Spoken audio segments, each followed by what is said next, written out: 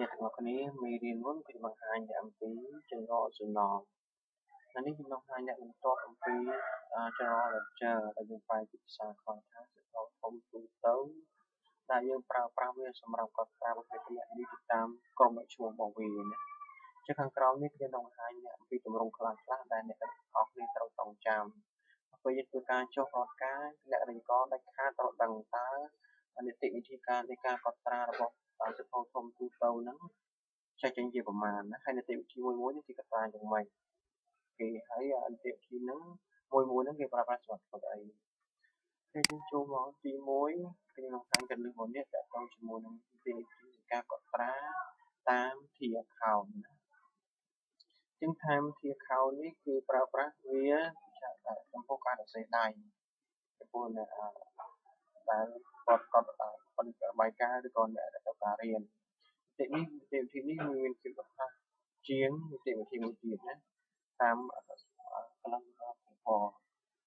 ចឹងទម្រង់របស់វាគឺយ៉ាងនេះណាអញ្ចឹងចំណងជាមួយសុរធី account ណាតមកយើងអានេះឈ្មោះគណនីយើងឈ្មោះជាសាច់ប្រាក់យើងសាច់ប្រាក់មកណាមិនឈ្មោះជាគណនីទេខាង event ខាង account នេះដាក់ account នេះមកណានេះ debit ខាង credit អញ្ចឹងអានេះចំនួនខាងកម្មយើងដាក់ខាង debit ចំនួនលេខនេះលេខថ្ងៃទី1ណាយើងបានកត់ត្រាសាច់ប្រាក់កាន់បានថ្ងៃទី2សាច់ប្រាក់ត្រូវចុះយើងដាក់មកថ្ងៃទី2សាច់ប្រាក់ត្រូវចុះថ្ងៃទី3សាច់ប្រាក់ត្រូវចុះហូតដល់ចុងក្រោយមាន total balance មានថាលេខខាតcash on hand មានថាជា asset កាលឡើងខាង debit ចឹងលេខខាតគណនីរបស់វាត្រូវនៅខាង debit ចឹងតើវាកើនខាងណាលេខខាតគណនីរបស់វាត្រូវនៅសល់ balance ខាងដែលវាកើនណាទី2តកតងជាមួយនឹង post column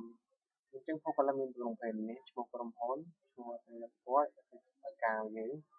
បន្ទាប់មកមាន account name ណា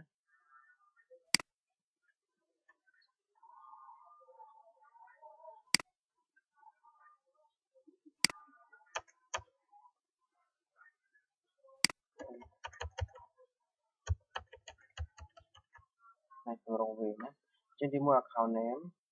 ខែឈ្មោះវា cash on hand លេខណាអញ្ចឹងលេខយើងកត់ត្រា ledger 1 ledger 2 ledger 3កត់ត្រាតាមវាណា date នេះប្រើសម្រាប់កត់ថ្ងៃខែ explanation ប្រើសម្រាប់ធ្វើការបញ្យល់បកស្រាយណាអញ្ចឹងបញ្យល់យ៉ាងម៉េចថាថ្ងៃទី1 Mr. Nun មកបាន investment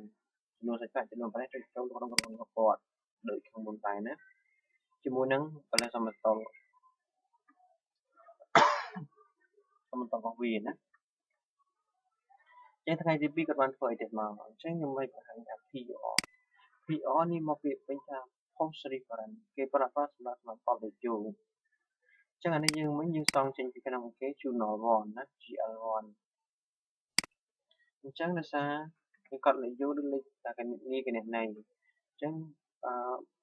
post reference ប្រើសម្រាប់ធ្វើការកត់លេខយោដោយសារ tripleរបស់យើងនេះគឺយើងអត្ថន័យដែលយើងទទួលបាននេះយើងយោងចេញពីក្នុងចរន្តសំណល់យើងមិញតែគេបានឲ្យអ្នកកាន់ដំបូងណានេះ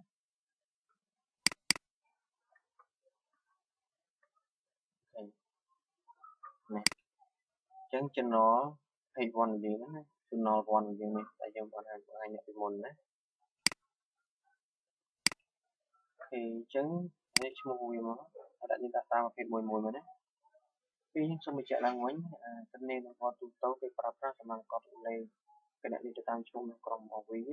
នីតិវិធីនៃការកត់ត្រាមាន2ទី1ហៅ account គេប្រើប្រាស់សម្រាប់ធ្វើការកត់ត្រាអត្តសញ្ញាណដៃឬក៏ប្រើប្រាស់ជាមួយអ្នករក្សាទី2ប្រើតាម post column គេប្រើប្រាស់សម្រាប់អ្នកកត់ត្រាតាមប្រព័ន្ធកុំព្យូទ័រណាអញ្ចឹងដល់ពេលមេរៀនកុំព្យូទ័រខ្ញុំនឹងបង្ហាញអ្នកលម្អិតតែម្ដងចឹងក្នុងមេរៀននេះខ្ញុំបង្ហាញអ្នកគោលអំពីគន្លឹះនៃការកត់ត្រារបស់វាតែប៉ុណ្ណោះអូខេសូមអរគុណសូមចាំជាមួយខ្ញុំនៅក្នុង